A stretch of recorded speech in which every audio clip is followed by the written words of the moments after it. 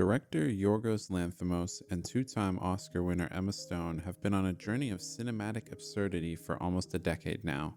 After The Favorite, Poor Things, and the anthology film Kinds of Kindness, they're back again with Jesse Plemons in Bugonia, an English-language riff on the 2003 South Korean comedy sci-fi film Save the Green Planet. Bugonia is less a direct remake, but instead Lanthimos taking the best elements of the original and transforming it into a wacky, enjoyable mockery of the modern American political reality. His film comes at the perfect time. 2025 has seen some of the most prominent working filmmakers make contemporary films exploring the here and now. Paul Thomas Anderson, of course, brought us One Battle After Another, where the ending leaves us on a hopeful note, while Ari Aster's Eddington offered a bleaker outlook on the future. Yorgos, of course, brings us the absurd take, because with each passing year, life feels more and more like something out of one of his films, or perhaps the Greek director's observations have always been ahead of the curve. These possibilities intersect in his latest project, Bugonia, a film that perfectly meets a cultural moment of conspiracy and cynicism. The film follows a conspiracy-crazed man named Teddy. Between shifts as a warehouse worker at megacorporation Oxalith, Teddy cultivates a beehive on his property, visits his ailing mother Sandy, and looks after his younger cousin Dawn. But Teddy's lived a hard life. We find out early on that Teddy's mother was a patient in a clinical trial at Oxalith, which went awry, resulting in Sandy falling into a coma. Without an outlet to rationalize his pain, Teddy feels slighted by society and the company he works for and turns to the internet for answers. See, conspiracy exists at the heart of Bugonia. Radicalized by a lifetime of tough knocks and isolation at the hands of a system designed to prioritize profit over humanity, Teddy ends up down a rabbit hole of conspiracy theories to make sense of his personal tragedy. Through YouTube videos and internet deep dives, Teddy comes to believe that the CEO who ran his mother's clinical trial, Michelle Fuller, is not merely a callous executive, but the empress of an alien hive sent to observe and ultimately eradicate humanity. So Teddy decides to kidnap her. From that premise, Bugonia spins a series of standoff scenes between the lone fanatic in his basement and the polished CEO. The film's success rests on one simple condition: both sides of the hostage equation must be interesting and credible. Lanthimos satisfies that condition with a pair of fine performances from Emma Stone and Jesse Plemons. Teddy speaks of YouTube researchers who inspire his psyche, while Fuller in turn attempts to negotiate her release by reciting the kind of well-rehearsed, empty phrases characteristic of heartless bosses. The film's black comedy is at its sharpest when it shows how this exact corporate speech functions as a kind of post-human language.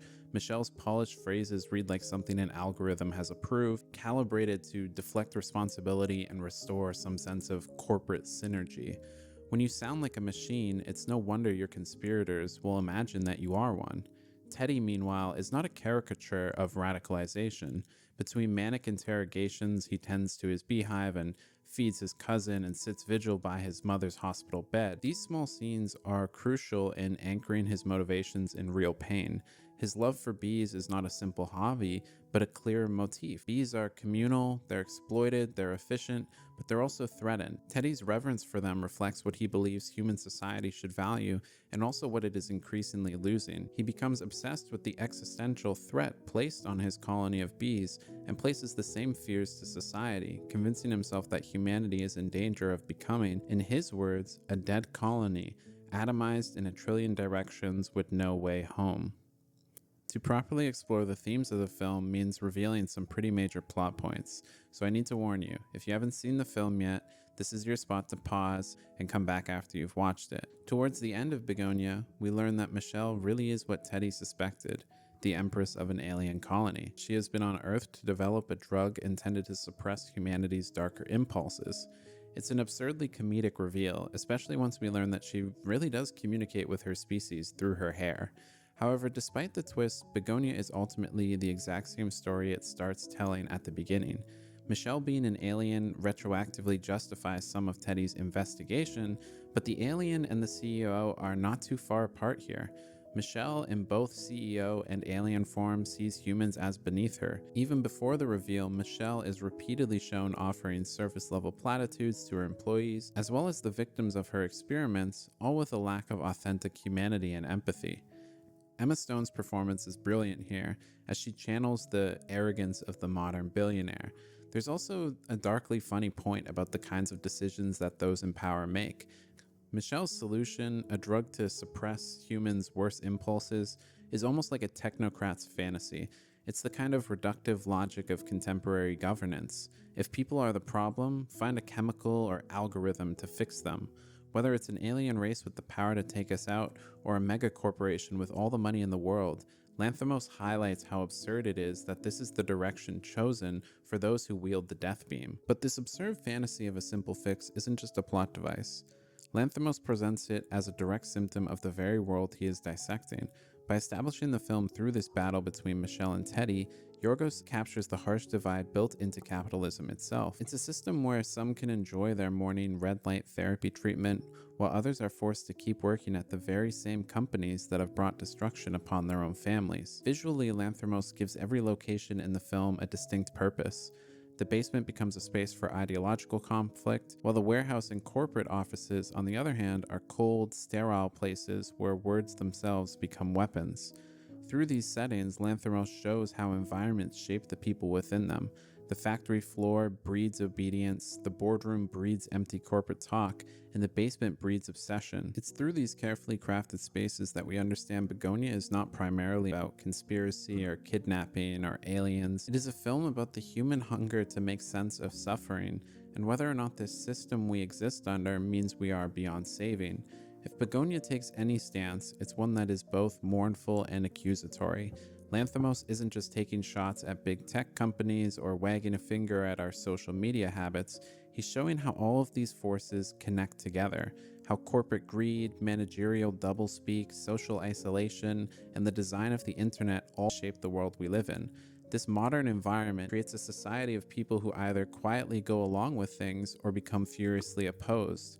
But in either instance, it's those in power who decide our fate. The film's dark outlook isn't just pessimism, it's a diagnosis of the system itself. That diagnosis doesn't offer an easy answer. Bugonia is not interested in comforting you. It wants us to sit with the possibility that the systems we rely on are irreparably broken, and that the narratives we've turned to for meaning can become weapons.